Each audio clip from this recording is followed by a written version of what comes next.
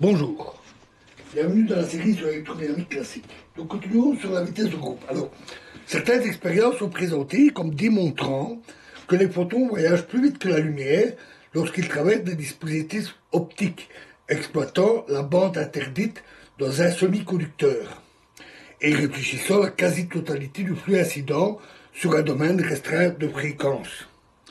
Alors, s'il est vrai que le centroïde du très petit signal gaussien transmis apparaît légèrement en avance par rapport au temps de transit dans le vide, aucun signal ou information ne se déplace plus vite que c. Le photon n'est pas un petit corpuscule.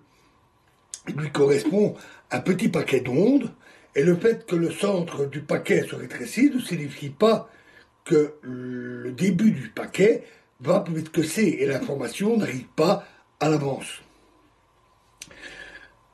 Ces résultats peuvent s'expliquer pour l'essentiel dans un cadre classique.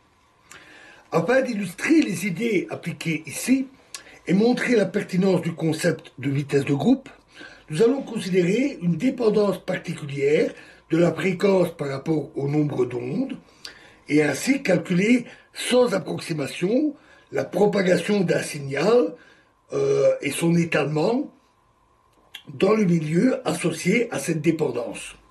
Mais avant de préciser cette dépendance, il nous faut énoncer le problème des valeurs initiales plus précisément que nous l'avons fait.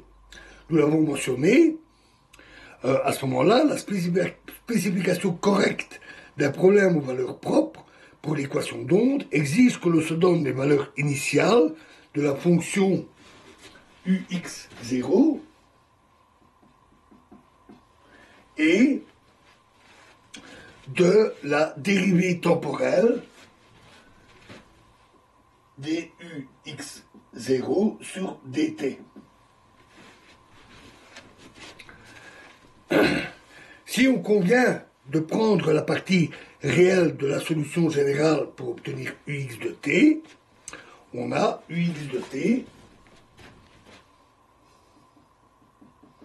égale 1 demi fois 1 sur racine de pi fois l'intégrale moins l'infini à plus l'infini de ak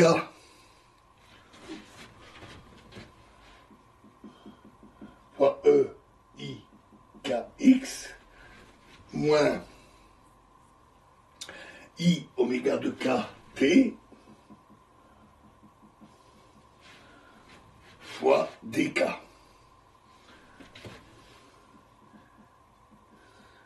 Plus le complexe conjugué, d'où le 1,5 qui apparaît ici. On montre alors facilement qu'en termes de valeur initiale, A de K est donné par A de K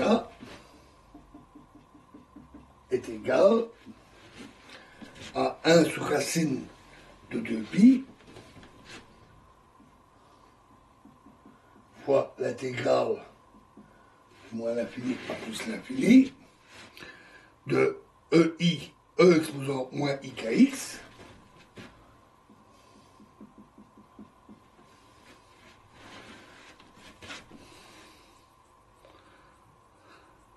fois UX0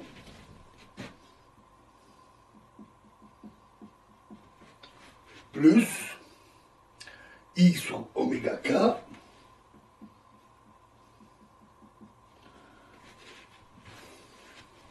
fois du sur dt x0 dt.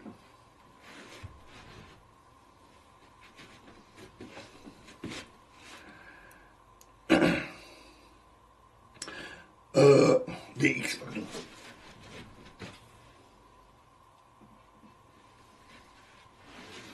Alors, prenons maintenant comme signal initial une oscillation modulée par une gaussienne.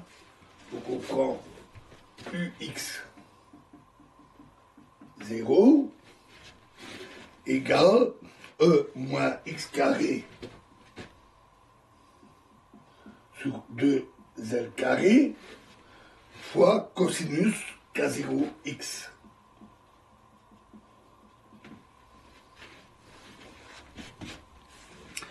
Alors, pour simplifier, on va supposer que du x0 sur dt est égal à 0. Cela signifie qu'aux instants immédiatement antérieurs à t égale 0, l'onde consiste en deux signaux se déplaçant tous deux vers l'origine pour se fondre en t égale 0 et donner la forme gaussienne. Il est clair que pour t supérieur à 0, chacun des deux signaux va réémerger de l'autre côté de l'origine et on s'attend donc à ce que la distribution initiale se scinde en deux paquets identiques, l'un allant vers la gauche, l'autre vers la droite. L'amplitude de Fourier à 2K du signal, qui est décrit par ceci et ceci, toutes les valeurs ici, est A de K égale 1 sur racine de 2pi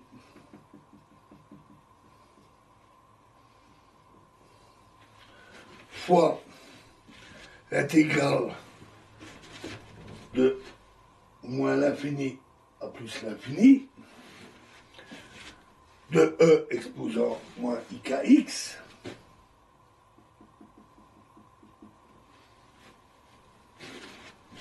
fois E exposant moins x carré sur 2l carré fois cosinus K0 x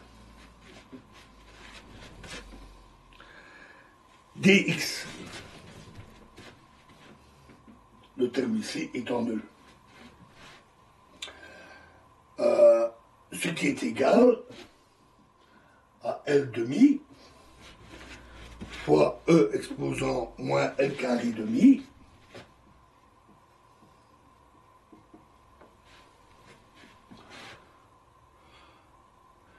fois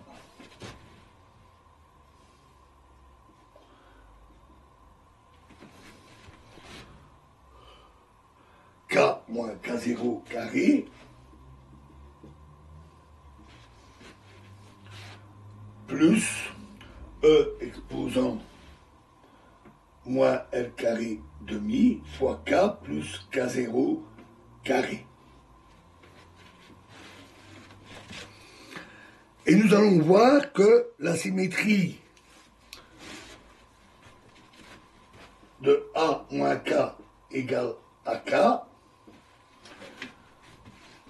traduit la présence de deux signaux s'éloignant de l'origine dans des directions opposées. Il est clair qu'un seul nous intéressera.